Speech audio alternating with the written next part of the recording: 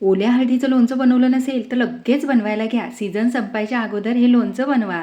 त्यासाठी ओली हळद आणली, वरचे सालं काढून छोटे छोटे तुकडे केले म्हणजे लोणचं लवकर मुरेल. त्यावर मीठ आणि 4 लिंबाचा रस फिरवला.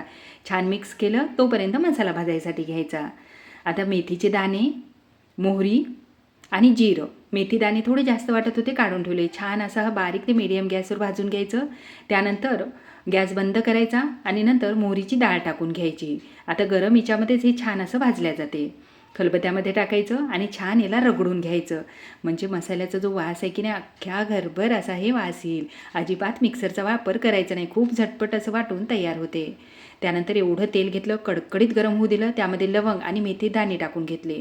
त्यानंतर तेल थोडंफार असं थंड होऊ द्यायचं. नंतर त्यामध्ये मसाला टाकून घ्यायचा. लाल तिखट टाकायचं, थोडंसं मीठ टाकून घेतलं आणि थोडासा हिंगसुद्धा टाकला. छान मिक्स केलं. आता हे थंडगार होऊ द्यायचं. हे पहा छान असं थंडगार झालं. त्यानंतर हळदीच्या फोडी त्यामध्ये टाकून घ्यायच्या आणि हाताने छान असं मिक्स करून घ्यायचं. सगळा मसाला याला लागला पाहिजे असं मिक्स करायचं.